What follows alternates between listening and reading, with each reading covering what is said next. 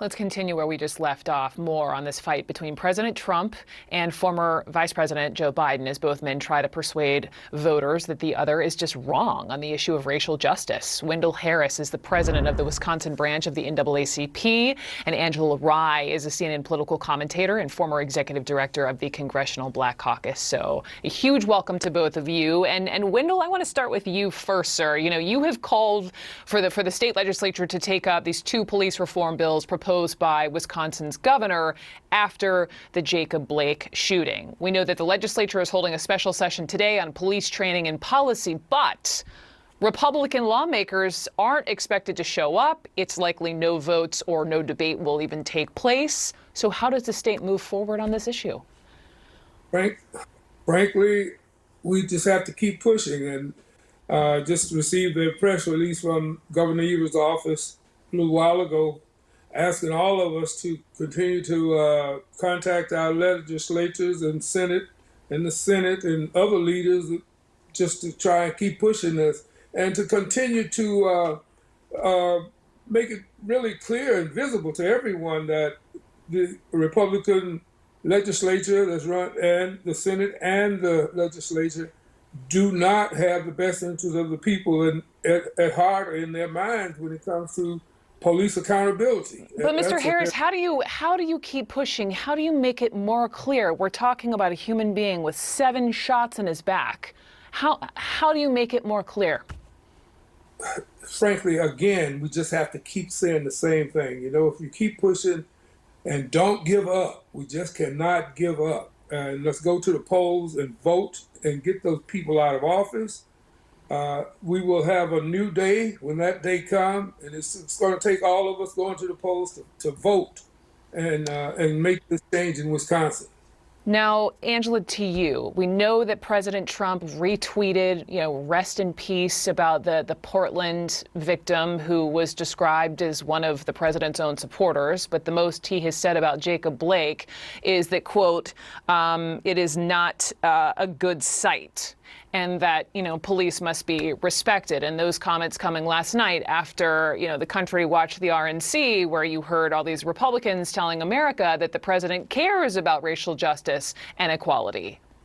Your thoughts? Yeah.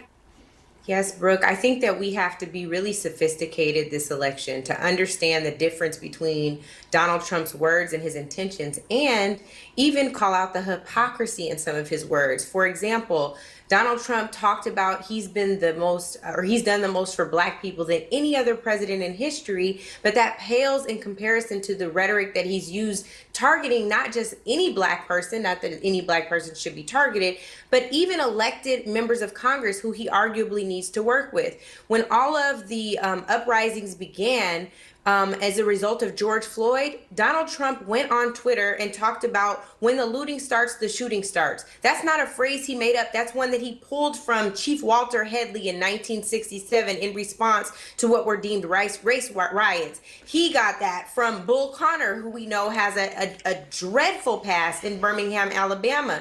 What we have to be very clear about are the signals that Donald Trump sends to his base and how toxic and dangerous those signals are. Those signals come from a fascist, someone who is engaging in ultra-nationalism, someone who is engaging in dictatorial power, and someone who is engaging in suppressive tactics, not just as it relates to turning out the vote, but also as it relates to economic freedom in this country, criminal justice freedoms in this country, and police violence, which we know overwhelmingly targets Black and brown people. What we have to be very clear-eyed about is that we are fighting against a fascist. I put on my Twitter the other day and changed my Twitter handle, vote. This is not a drill. And Brooke, I mean it. I've never been this scared in my life. Listen, I hear from both of you, vote. But Angela, back to you. I hear you. I hear all of the points you're making. But when you look at the violence swirling in the nation, and it's not just Kenosha, and it's not just, Portland, one has to wonder whether or not this violence in the end actually helps the President of the United States, as he is putting out this, law and order message, that it would actually play into his hands and help him get reelected. Angela. But Brooke, this is where it becomes the responsibility of the press. And thankfully on this show, you stick to the facts. It is important that we not just show those images of the fringe protester who lights something on fire. Show the images of the people who have been peacefully protesting since George Floyd's death. When you talk about Black Lives Matter, don't talk about the people who are utilizing the banner as fear tactics, but are not a part of the global network or that movement. As a result of some of those images that people are using to stoke violence and fear, my friends now get death threats. And I'm talking about the creators of Black Lives Matter. That is not a part of their movement. Those are fakes. That we have to call that stuff out. We have to show when the violence is really coming as a directive, whether it's implicit or explicit, from the president, the commander in chief, and his supporters. The man who went out in Kenosha and was shooting people was a Trump supporter. He's been at Trump rallies. Call out the president and make him condemn that violence and not talk about these fringe people who are out here wearing the banner and acting as if they're affiliated with Black Lives Matter, but are in fact not affiliated at all. I'm willing to bet you over and over again that those folks have no affiliation with the actual movement, and they are just a part of what we have seen historically in this country, and that is infiltrators designed to undermine the desired need and the firm pursuit of justice. Well, Mr. Harris, listening to Angela and listening to everything that's been happening, especially just even, in Wisconsin and Kenosha, we know that the president, though, despite, calls from the governor, from local leaders, the mayor, for him not to come, he is the president of the United States. If he wants to go to Kenosha, he gets to go to Kenosha. What advice would you have for him if he, in fact, decides to travel? I would ask him not to come to Wisconsin. The Wisconsin Conference of Branches NAACP put out a statement today asking the governor, disinviting the governor, hoping that he will heed to what many of us here in the state of Wisconsin want, is that for him not to come here because he's so polarizing.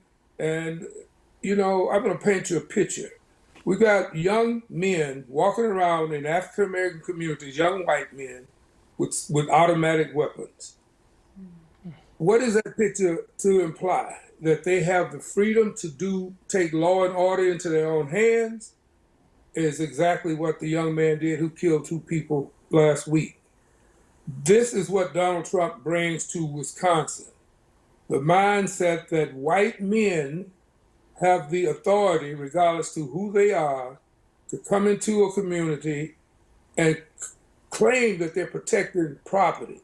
We have the federal officers here. We have the National Guard here in Wisconsin, in Kenosha, our police departments and our sheriff departments. We do not need civilians and a president that gives civilians the right to come into communities and threaten people's lives and take lives at will. So that's what we get from Donald Trump. The NAACP does not support any political party. And I have to say that because I did call out Donald Trump and his party.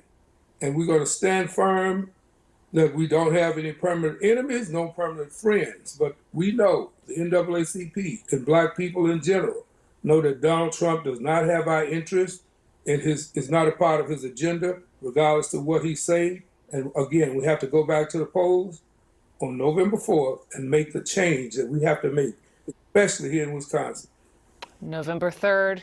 We got it. I hear voting. The power is with the people. Wendell Smith and Angela Rye, thank you both so much.